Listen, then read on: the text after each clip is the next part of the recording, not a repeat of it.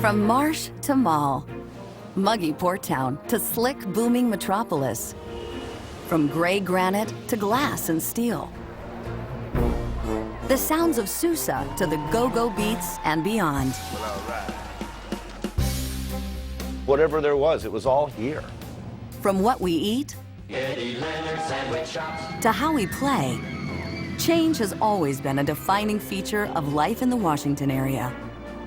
The dive bars and the strip clubs and the little mom and pop restaurants. For a lot of people, that was Washington. But as some things fade away, memories and influences remain. And in many ways, the past continues to define this city. Because in Washington, DC, bygones aren't always bygone. It's so nice to remember the good times. Join us as we revisit majestic, quirky, and sometimes dark parts of DC's past, and learn some of the surprising ways these memories mold us today.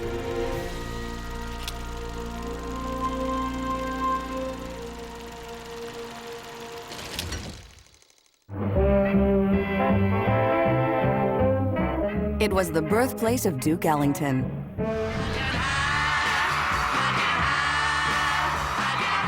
Stop number 1 on the Beatles' first American tour. And Spock Central for the Star Trek world premiere. DC has rarely lacked options for entertainment.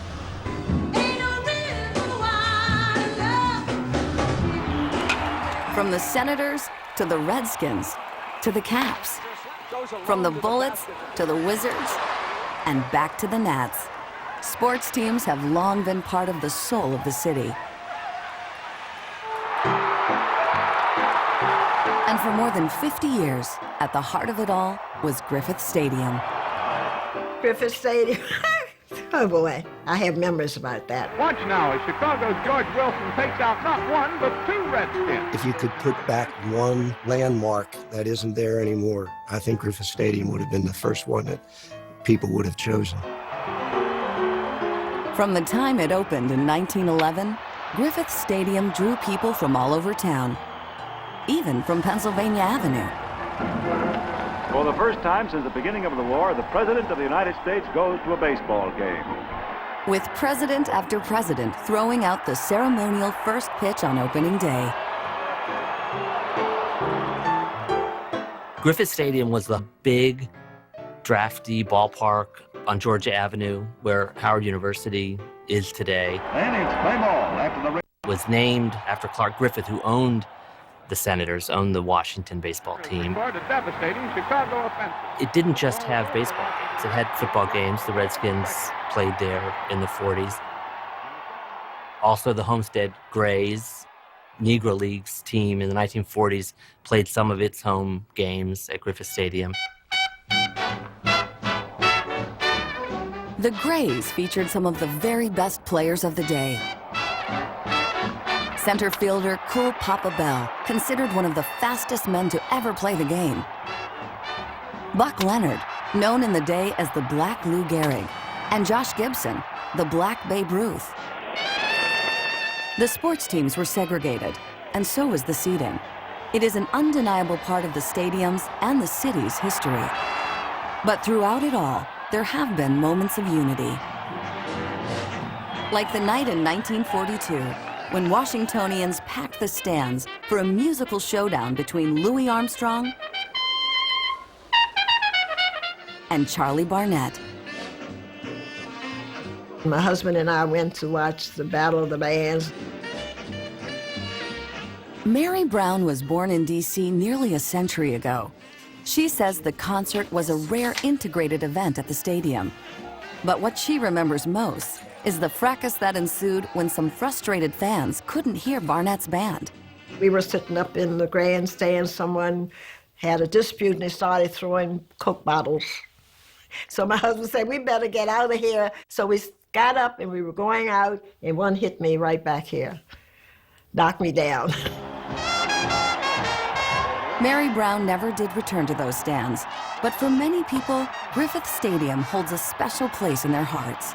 You know what the one thing missing is, though? That's it. The smell of the Wonder Bread bakery. Today, all that's left is a small museum at Howard University Hospital, where, down the street from the old bakery, there is a wall of memories that Bill Turner and Ed Baruch know very well. You could buy 8 rolls from the day before for 25 cents. Right. And then you could go in and get hot dogs free because they didn't. Right. They didn't count the dogs. They didn't count the dogs. They just counted the rolls.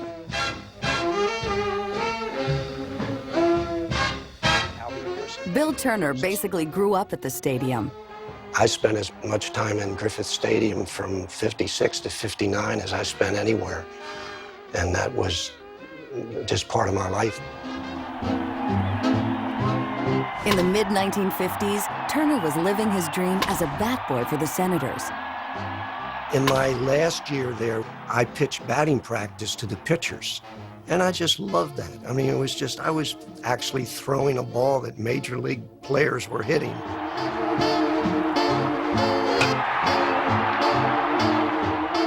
Turner's pal, Edwin Baruch, also had what he thought was a pretty plum gig. I ran the scoreboard at Griffith Stadium the season of 1956. That year, Baruch was chosen to be part of a photo shoot for a story about teen summer jobs in Life magazine. Life magazine was Life magazine back in '56. I was a hero at the stadium for one huge day. Life never published the photo, but Baruch found it recently showcased along with a lot of other memories of the beloved park. Griffith Stadium closed in 1965, and in 1973, another sports venue opened its doors. The Capitol Center, built by real estate developer Abe Pollin, who wanted to move his Baltimore Bullets closer to home. To make the arena profitable, he also brought in a franchise for another sport, one he knew nothing about. He had never seen a hockey game in his life, but we were successful in getting an expansion franchise that enabled us to go forward, design and build the arena. Jerry Sachs ran the Capitol Center, which had luxury skyboxes and a jumbotron screen, the first of its kind.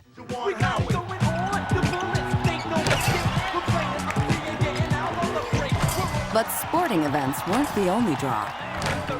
We had the plant and flower show. We actually had a boat show. We had a carnival out on the parking lot. We were the most aggressive arena in the country in bringing events in and creating them ourselves. And when it came to music,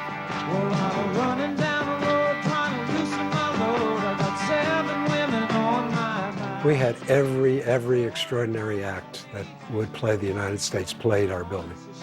Frank Sinatra, Rolling Stones, we had Elvis Presley a couple of times.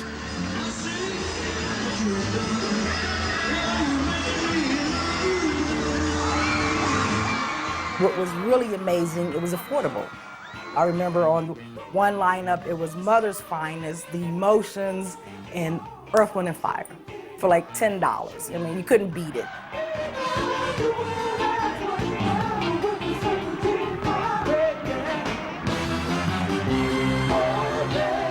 We happened to hit it at the right time. Pop music was exploding at that particular time, and artists were looking for larger venues. And we were just filled with music and all sorts of events. Even the parking lot at the Cap Center had its moment of glory. Judas Priest explode into the Capitol Center this Saturday. It was memorialized in the 1986 film Heavy Metal Parking Lot, which followed Judas Priest fans tailgating before a concert. I don't know about you, but everybody else is definitely dynamite. Let's rock, okay, all right! Just 16 minutes long, the film has garnered a cult following for its compelling portrait of the heavy metal subculture.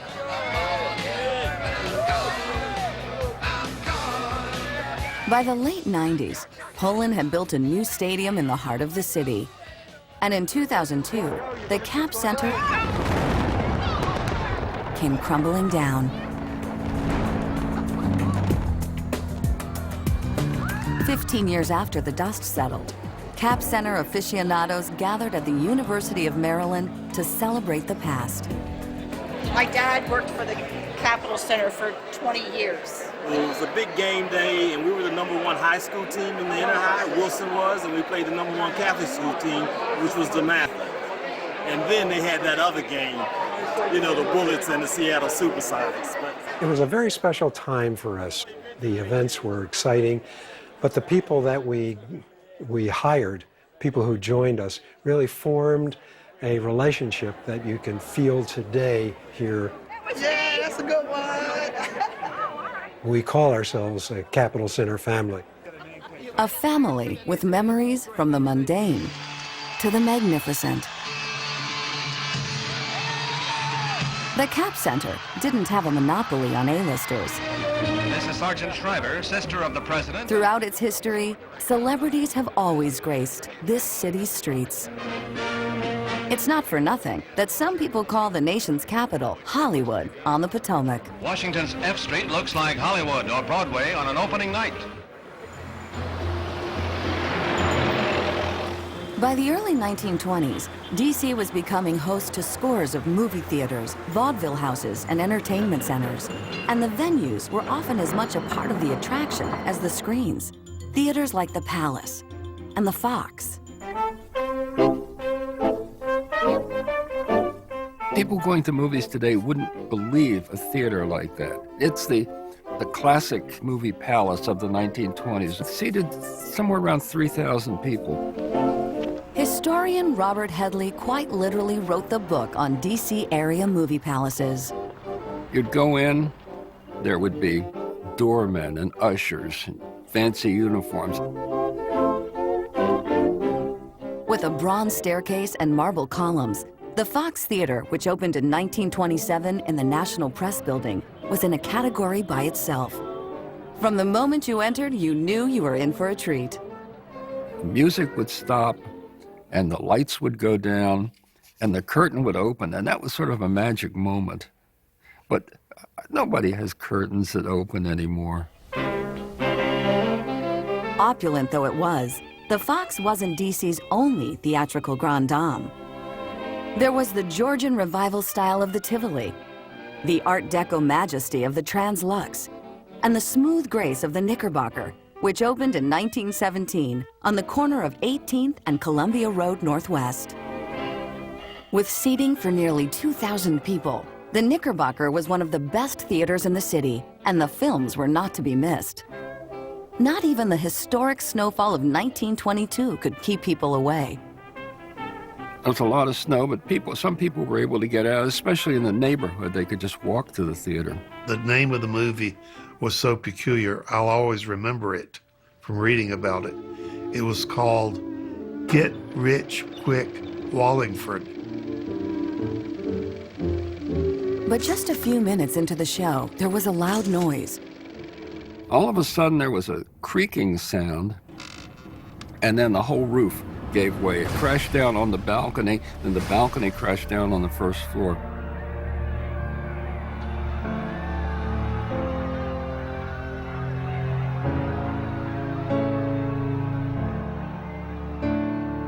It was one of the deadliest disasters in Washington history, with 98 dead and scores more severely injured.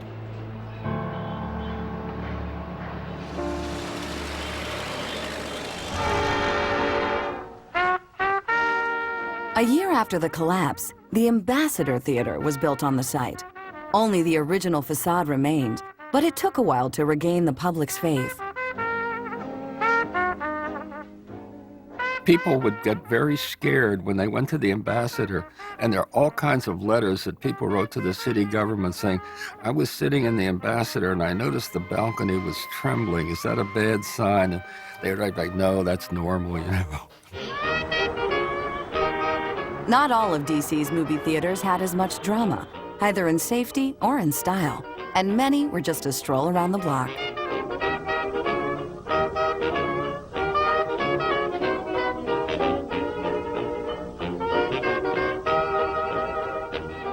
We had one movie theater 2 doors from M Street, and it was called the Blue Mouse. For Mary Brown, who grew up in Foggy Bottom, a trip to the movies with her brothers and sisters was a special treat. My father would go by and pay for us on his way home from work, and then we'd hold hands and walk over there. In Brookland, it was the Newton Theater. In Northeast DC, it was the Stanton. And in Chevy Chase, it was and still is the Avalon. If you knew where somebody grew up, you almost automatically knew where they went to movies. Today, many of those theaters are gone, replaced by drugstores and fast food joints. And theaters like the York on Georgia Avenue are now places to find a different kind of spiritual center. A lot of them became churches. A church found that a theater was an ideal place because it already had all the seats. It had a nice stage. You could put a pulpit up on the stage. You could have an altar behind it. It was perfect. There are many ways to move the spirit. And in the first half of the 20th century, there was one part of town that could do just that. A place where the streets were filled with the sound of music, jazz music. U Street was a jazz mecca. John Malachi is the son and namesake of one of DC's most celebrated jazz pianists. At one time here in Washington, there was a small club on almost every corner on U Street from 7th to 14th. The senior John Malachi was a local legend, performing with the likes of Billy Eckstine, Sarah Vaughan, and Dizzy Gillespie.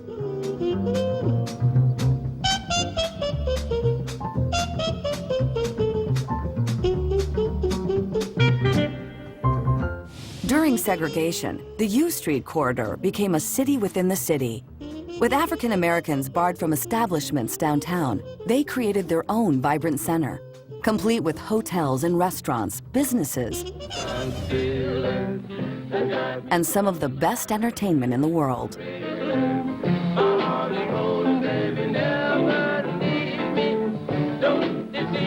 My father loved to be in Washington as opposed to being in New York because he loved the setting here. And what a setting it was. The U Street corridor was the home of the renowned Howard Theater. From the time it opened in 1910, it has been a place where some of the nation's best performers have honed their craft. Everyone from Louis Armstrong to Lionel Hampton.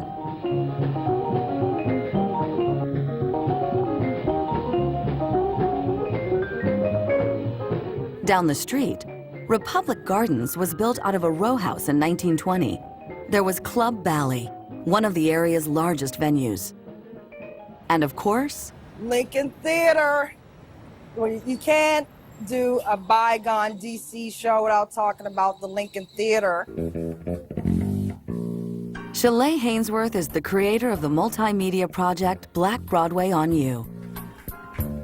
Back in the day, it was actually a silent movie theater, and then a new owner came in, added sound, and then that's when they started performing here.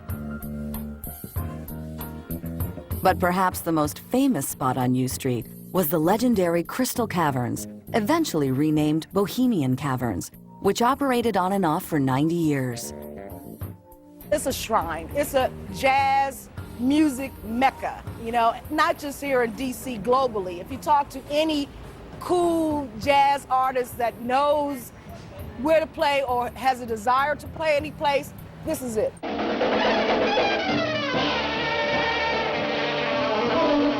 I loved the energy of the Caverns. I loved that it was a place that anybody could come and hear live music.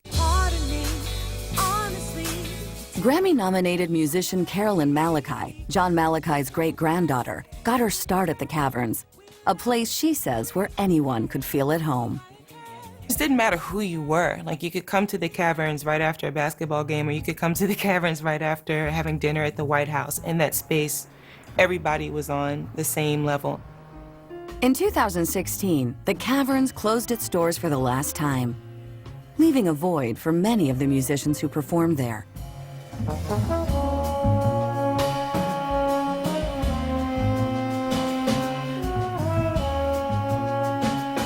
Like, you knew when you played at the Caverns, you could not be average. You could not just wake up and, get out of bed and roll over in your pajamas and play. You had to come prepared because there were so many legends that set that standard before you, and you knew the expectation of the people that came in there. The expectation of excellence set the standard for these clubs.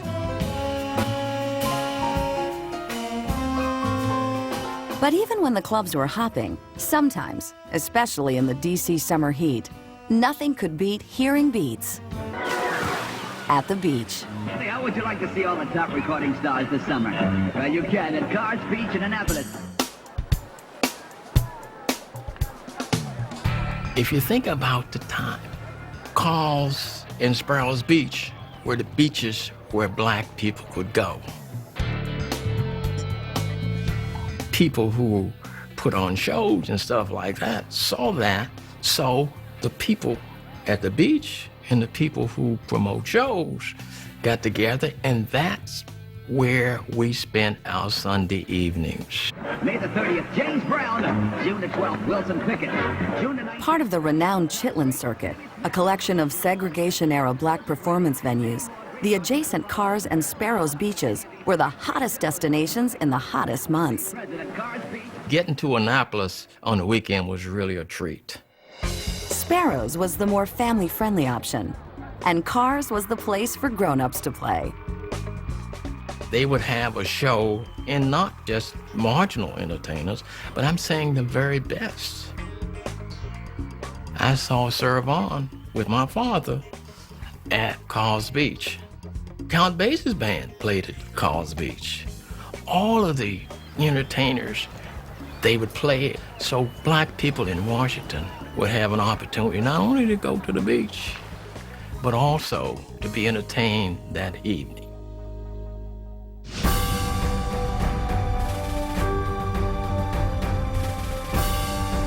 Back in town, music once sounded from a different shore, right near where the Kennedy Center now stands.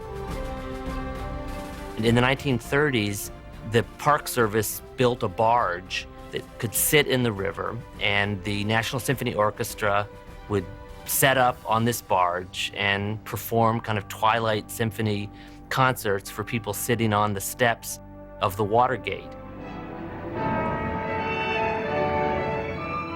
Featured in the 1958 romantic comedy Houseboat with Cary Grant, the Watergate Amphitheater was a very popular destination. It was beautiful, and we'd go down, because I lived on Virginia Avenue, we'd just walk down Ohio Drive and sit on the grass or sit on the steps or whatever and just listen to the music. As the city grew, other sounds began to drown out the big band. In 1965, the rumble from the commercial jets flying in and out of National Airport became too much to bear, and the bandshell became a memory, not unlike many other beloved sights.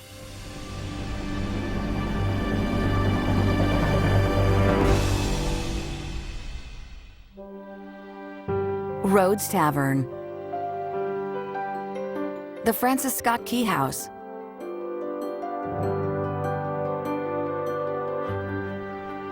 the Lemon House. Over the years, many notable and often beloved buildings have come and gone. If you look at old photos of Washington, there's a lot of cool buildings that aren't here anymore. It seems like it's a metropolis has grown up around Washington, D.C. Everything that used to be there is gone. In their place, a new city emerged. Did you Garfinkel today? Creating the spaces and places that now fill our memories. In a top coat? And iconic stores of one generation have become icons of another. You know, we all see places and, oh, that used to be this restaurant, or oh, that used to be that department store. But the city retains an essential sort of Washington-ness that is recognizable for people who are from here. And sometimes there is surprising history to unearth. Before this was a manicured metropolis, farms and plantations dotted the land. And in the place of federal buildings, slave pens once stood.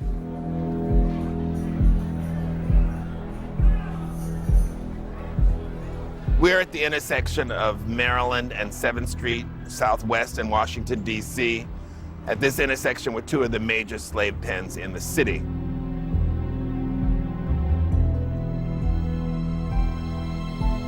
In the 1800s, the slave trade was a profitable and booming business in the nation's capital. And it was a common sight to see chained men, women, and children forcibly marched between holding pens and trade markets. But according to historian John Franklin, the history of slavery in the DC area has been all too often overlooked. We came up on the roof of this building so that you can see what happened in its entirety.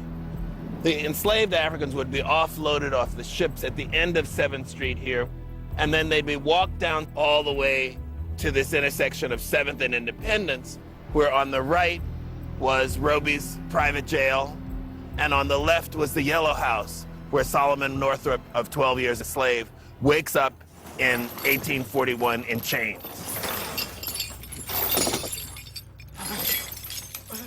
One, two, three. 155 years after emancipation, at the location of some of the most notorious slave pens, a sign was installed, commemorating the people who, against their will, helped to build the beautiful city we know today.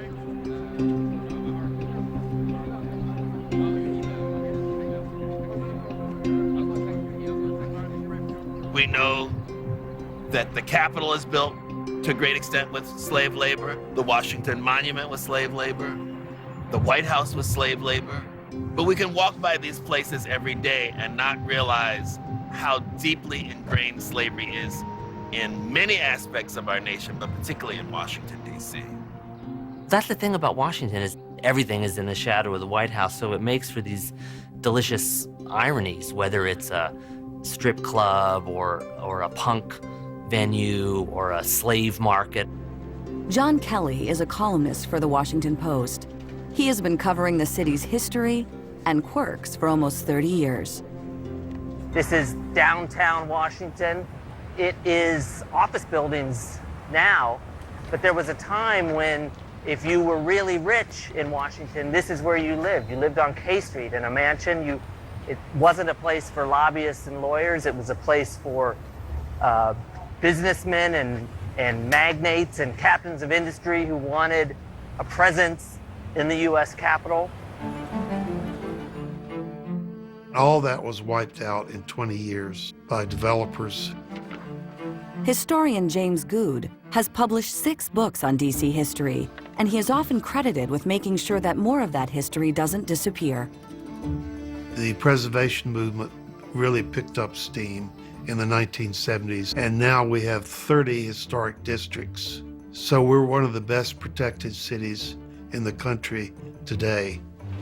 The movement put a halt to the rapid destruction of historical sites, but in the eyes of some Washingtonians, there were other structures that couldn't be destroyed quickly enough.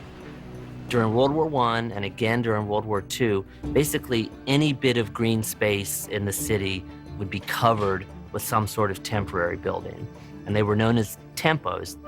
To provide working space for Boomtown's expanding production forces, temporary office buildings have mushroomed up all over the city, wherever there is spare land. They even threatened to crowd out temporary buildings still standing from the last war.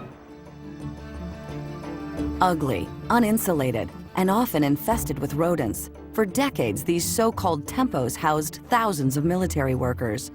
But long after the wars were over, the temporary office spaces were becoming permanent eyesores.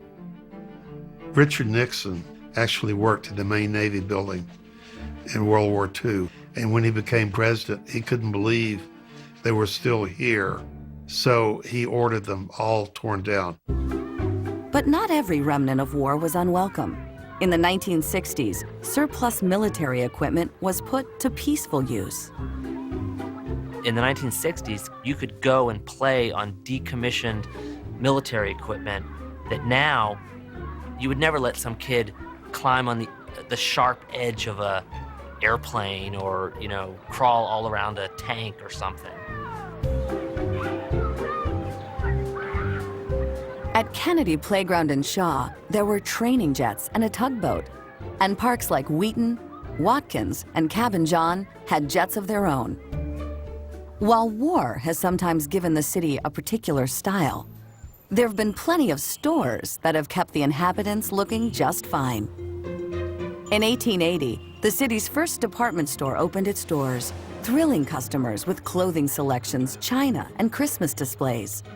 Woody's was a beautiful place. Everyone used to come from Maryland, Virginia, and the farther places to watch those windows, to stand in and see the animation going on, and it was beautiful. For over a century, Woody's sold us everything from panties to Play-Doh. But they were far from the only game in town. Like a lot of cities, we had homegrown department stores. I mean, it's hard to imagine, you know, we had 3 or 4 big stores that were our stores. Hecht's, Kahn's, Garfinkel's, Landsberg's. All fixtures in DC for decades, they disappeared one by one. We lapped up ice cream at Gifford's, browsed the shelves at Olson's, got pills to pop at People's, and picked up hammers at Heckinger's. And at stores like Lambda Rising, one of the first gay bookstores in the country, we did more than just shop. Lambda Rising was a very important institution in this city. It was a community center. It was a safe place. It was a place that gay and lesbian people and people who were friends of gay and lesbian people could come and feel at home. Deacon McCubbin was its founder. I started Lambda Rising because I went looking for gay and lesbian books at the library and couldn't find any. Back then, McCubbin was a self-proclaimed hippie who knew little about the world of books. But he had a good sense for what the community needed. The very first Saturday that we were open, somebody came in from Baltimore and he walked to the center of the store and he just slowly turned 360 degrees around looking at everything in the store. And then he gave a big sigh. He says, "Wow, home at last." The store was a home for a lot of people. Over the years, it became a symbol in DC, ground zero for a burgeoning gay rights movement. We were a catalyst for a lot of things that happened in the community. When people would want to get an organization started, it didn't matter what it was a garden club, it was a bridge club, a gay youth group, DC Switchboard or the Gay Switchboard. All of these different things kind of grew out of Lambda Rising. Deacon's husband, Jim Bennett, helped manage the store. For 35 years, the shelves and the space inspired authors and readers alike, showing the world that a store focused on LGBTQ literature could be a success. But in 2009, Bennett and McCubbin felt it was time to close up the shop. That was our goal, to prove that bookstores should carry books, gay books and lesbian books and bisexual books and transgender books, and now they do. That's a good thing. It was something that's made us very proud. Yes, it did. It really did. And if stores like Lambda Rising helped to define a culture, the record stores of the DC region definitely set a tone. Where do we get our records? Music Box, that's the place. Washington's favorite record shop at 427 10th Street. And by the 1980s, record stores were everywhere. Desire. As the saying was back then, you couldn't, twirl a cat without hitting a record store. Waxy Maxie's puts the area's largest Stores like Waxy Maxie's, fingertips with more named for a time when records were made of wax. You could get bootlegs at Penguin Feather. For rare records, Melody was the place to go. Kemp Mill Records breaks its own record. And there was Kemp Mill. Remember, at Kemp Mill Records, it's $5.99 and it's all the time. In March 2017, Kemp Mill shuttered its last remaining shop. But for over 40 years, with 36 stores, it was at the center of the local music scene. Danny Lamb was the co-owner of the last Kemp Mill standing. Just the fact that it's a homegrown local chain and not a corporate chain across the country, we've always been able to stay in touch with what's going on locally. From jazz and R&B to rock and reggae, this location was the mainstay for a lot of local music.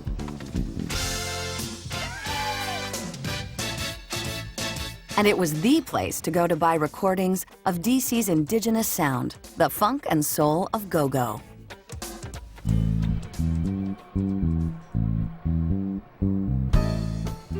Grooving to great music can work up an appetite. And while it hasn't always been the restaurant town it is today, DC does have a history of serving up some delicious dishes. Who doesn't long for that juicy steak from Blackie's? A bag of burgers from Little Tavern? The China Doll's Cantonese-style chicken chow mein? Or how about a taste of one of President Lincoln's favorite dishes? He loved Harvey's oysters. And Harvey's lasted 100 years after that, always referred to Lincoln's visit as the turning point for the restaurant. John DeFerrari runs the blog Streets of Washington. His love of local lore runs deep. In the 19th century, there were oyster houses on every block, practically. There were ads in the newspapers that sounded like we would, pizza or fried chicken now. Bring home a bag of oysters and make your family happy. But as the city changed, so did the cuisine, as well as the scene. Restaurants have a lot of historical richness to them because restaurants represent what people idealize in terms of a social setting. It's not just the food. Of course not. Because in this powerful town, we're known for a special kind of lunch. One of the genres of Washington restaurant is certainly the power lunch spot. Washington has had several really notable ones, and perhaps one of the most colorful places was Duke Zebert's on Connecticut Avenue at L Street. Some people say Duke Zebert is an institution. I've only been here 50 years, and they say an institution, and I tell them that there's a crazy house is an institution too. Duke's humor and comfort cooking attracted some of the most powerful people, like at this 1993 event honoring Alan Tipper Gore. Duke Zebert is sort of like the Washington Monument. He's here, he's a monument. He's not even a person anymore. And so, if it wasn't for Duke, I don't think there'd be a Duke Zebert. And if it weren't for J. Willard Marriott, there wouldn't have been that beloved place for a family-style meal. And at Hot Shops, we cook our chickens so they're always tender, juicy, and delicious. What started as A&W root beer stands, Marriott's Hot Shops became one of the most popular restaurant chains in the area. There were hot shops everywhere. So in the 40s, 50s, 60s, this was the place for teenagers to hang out at the Hot Shop, and it had its own hamburger, was the Mighty Mo. The Mighty Mo preceded the Big Mac. I mean, it was the real deal. You had, those 2 all-beef patties, special sauce, lettuce, cheese, pickle, onions, but it was legit. I mean, it was serious.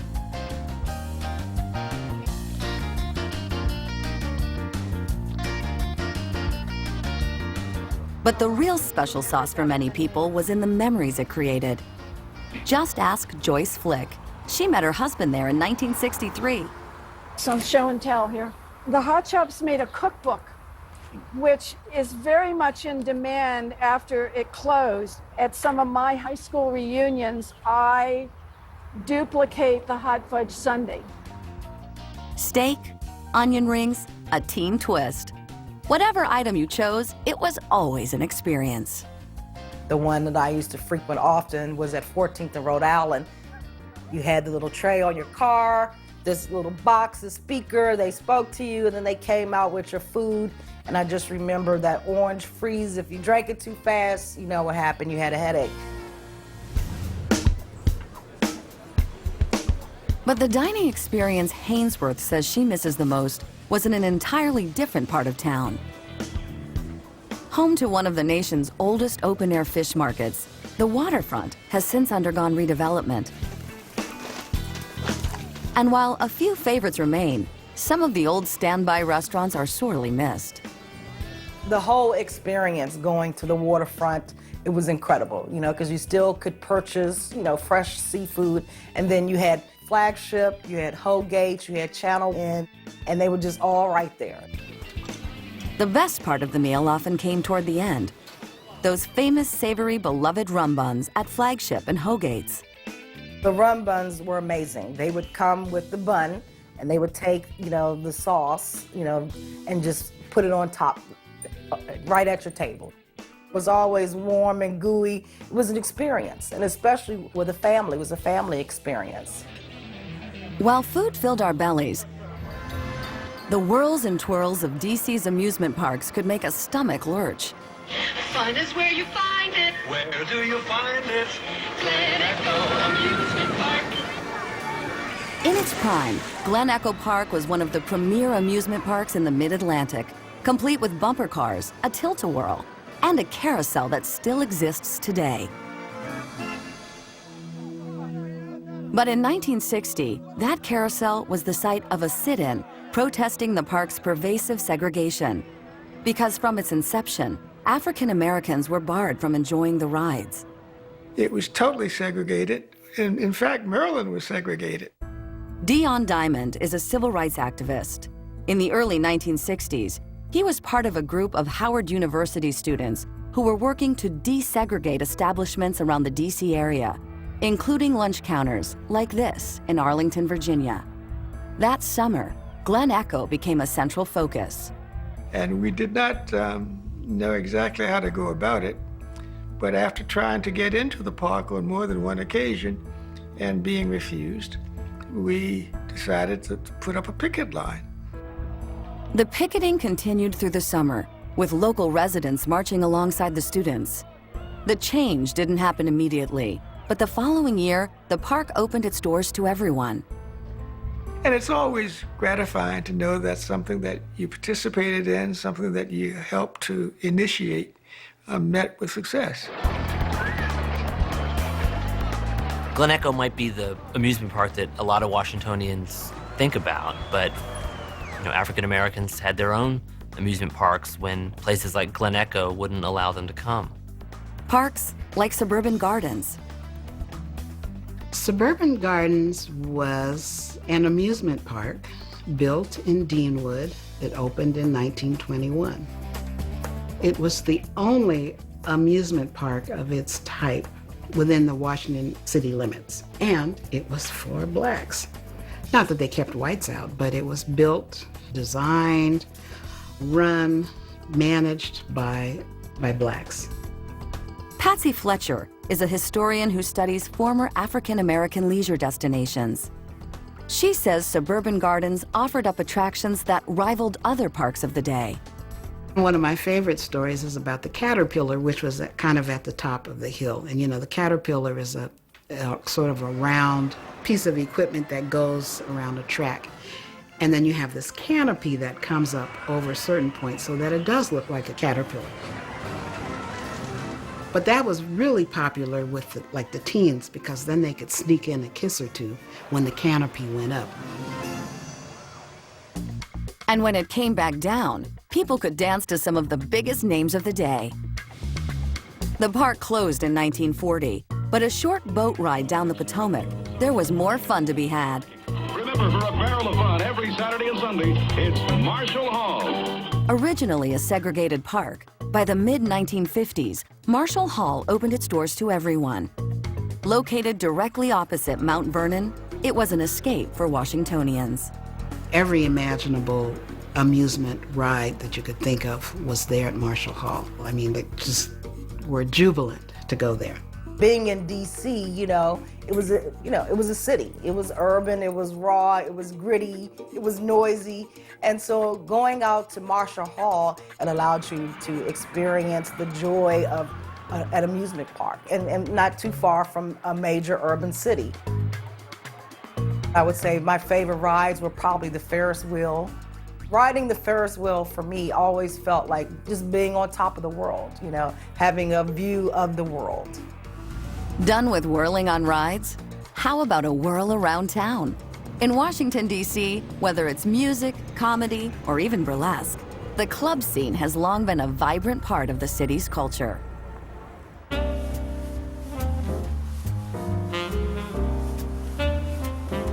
If you lived in Washington in the 50s, 60s, or 70s, into the 80s, and you wanted to pay to see naked women, this is where you would come. This was the Casino Royal, which started out as a burlesque house and then ended up showing X-rated movies. This was the Butterfly Club. This was Benny's Rebel Room. Here was a place called This Is It. And there were dancers. There were topless and bottomless dancers who performed here, every night of the week. At one point, 14th Street may have been the epicenter for nocturnal fun. But in DC, a rocking nightlife has long been part and parcel all around town. You could meet a mate at Rumors, be jamming at Kilimanjaro, or you could laugh yourself silly at places like Garvin's. Garvin's opened in January 1979. When that opened, that was the first paying comedy club outside of California. Paying comedy club. They paid comics from New York and LA to come in and perform there. You ever watch about 8 road runners in a row? After a while, you're going, Wiley, don't go in the tunnel. Now a professional comedian who has appeared on everything from The Tonight Show to HBO, Rich Scheidner came of age on the DC comedy circuit. His first big break, Garvin's opening night. The first show, I think, was David Say and Richard Belzer. And I sat and watched it. And Harry, the owner, came over to me and he said, "What are you doing?" I thought you normally on a Friday or Saturday night were working. I said, "I have to come see these guys." He said, "You want to be the MC?" I said, "Sure." At a time when stand-up was a burgeoning craft, DC's scene was at the forefront of it all, which Scheidner wrote about in his book about the 80s comedy boom, Kicking Through the Ashes. DC was one of the first comedy scenes back in the 70s. There weren't comedy clubs everywhere. And in Washington, D.C., Paul Brookman, his dad had a bar, El Brookman's, down in Southeast, in Anacostia, on Pennsylvania Avenue. And he put an ad in the Washington Post. "If you want to do comedy, come to this bar." And within, weeks of us start doing comedy there, word got out there. Somebody from the local news came and did a little report on us, and the place became packed. Some of today's biggest acts got their start there. Stars like Silver Spring native Louis Black. Because the people who told us about sunblock are the same people who said eggs are good. And then they said eggs were bad. And then they said they were good, and then they were bad. The yellows may not be good. The white, make up your mind! It's breakfast, I gotta eat! Not only was DC an important hub for comedy, but it was an incubator for musical acts as well.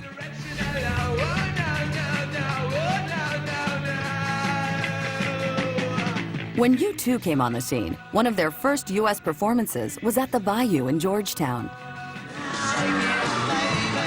And right on the heels of their appearance on The Ed Sullivan Show, history was made. The Beatles played their first U.S. show February 11th, 1964.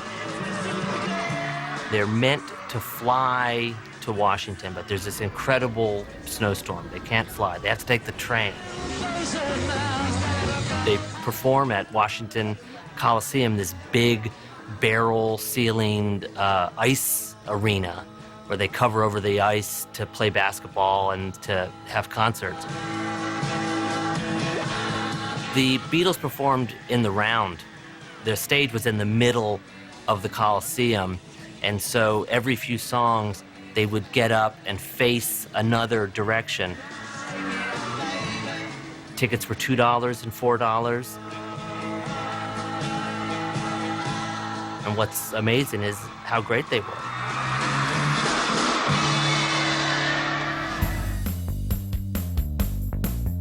But where DC music really stands apart is the legacy of the local scene.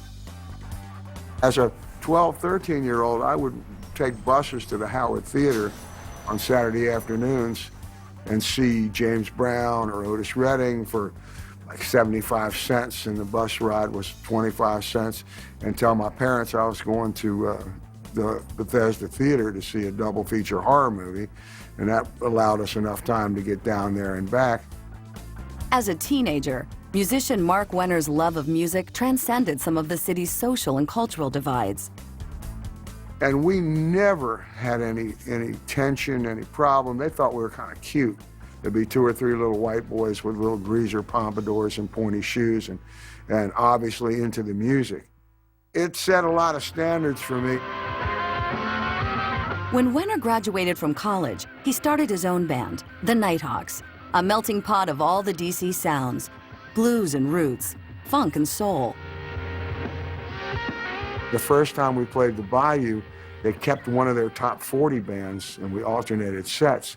And our people were so rude to this top 40 band, yelling Nighthawks during their, you know, Doobie Brothers set, that we almost became not friends anymore.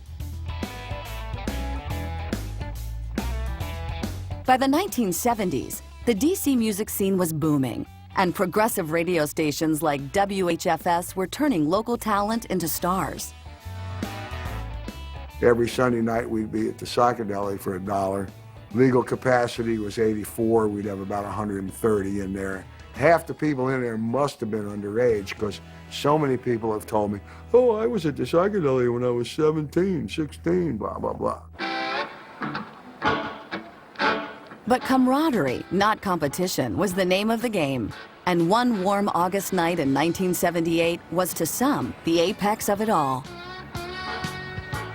When the Nighthawks' Jimmy Thackeray and the Destroyers' George Thorogood decided to switch places in their bands a couple of times. I had some of my hoodlum biker friends literally block all 6 lanes of traffic on M Street. And George came out of the cellar door, and Jimmy Thackeray came out of Desperados. They met in the middle of the street. The Thorogood came into Desperados for just a few minutes, playing with the Nighthawks, and Thackeray went into the cellar door, and then they came back and switched back. It even made the style section of the Washington Post. They called it the M Street Shuffle. 40 years later, Wenner keeps on performing. And the DC music scene is still going strong. One of the reasons DC is so special about music, or for all the different genres of music, is because everything's here. Johnny Castle plays bass guitar for the Nighthawks, one of more than a dozen bands he's played with in his 40-year career. He's seen a lot in his time, but one moment he'll never forget, it was 1967, the night before he left for college, when his friends took him to the Ambassador Theater to take in a show. We knew the opening band, we'd seen them before, but we never heard of the headliner, and it turned out it was Jimi Hendrix. Excuse me while I kiss the sky. And we went the opening night. It was a Wednesday night. There was like maybe 50 people there. There's hardly anybody there. And it was mind-blowing, to say the least.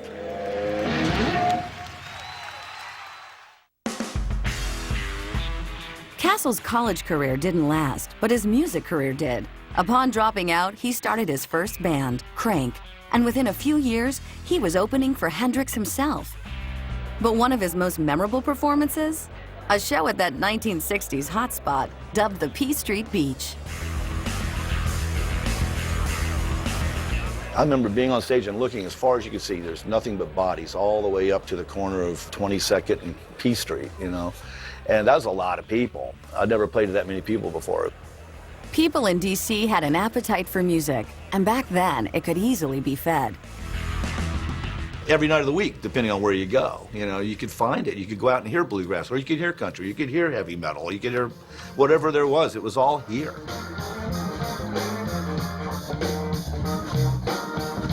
I would say up until the late 80s that there were plenty of clubs for bands to play. And that meant that if somebody wanted to play music, they actually had an incentive to put a band together, practice, knock on doors, and try to make a demo tape so they could get into some of these places.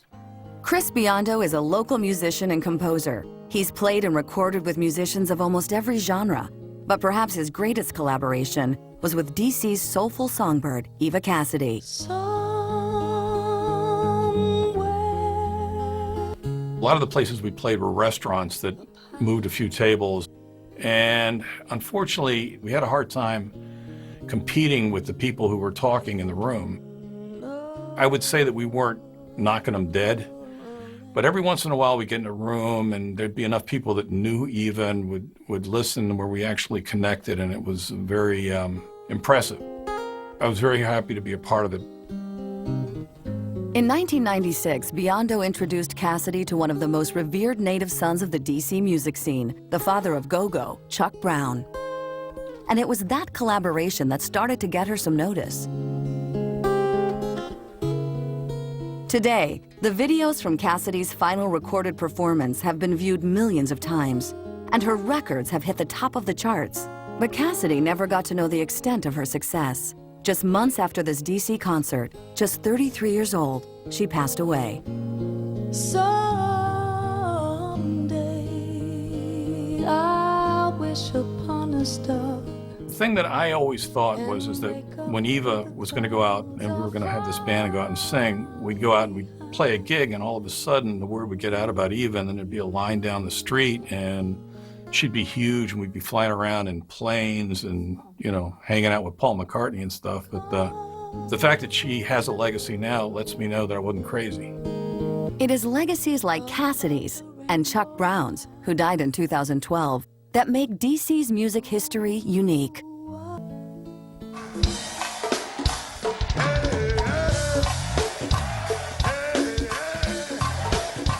No matter the genre, there's no denying the district's musical influence runs deep.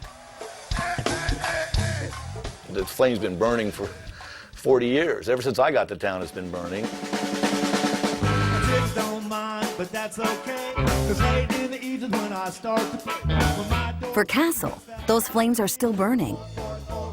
And for others, it is the ones that have been extinguished that inspire the most. I think it's important for us to go back and discover who came before us, the shoulders that we stand on.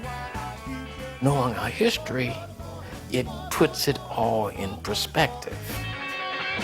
In a town built on history, bygones often stick around, and on good days, the past propels us forward.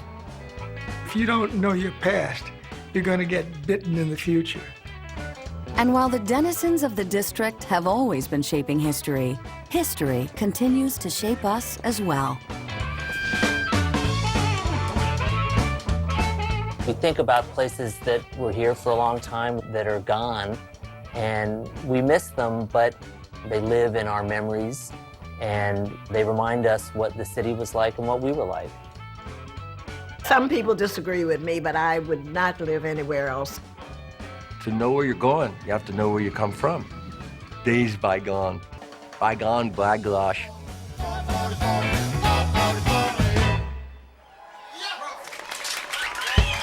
Thank you.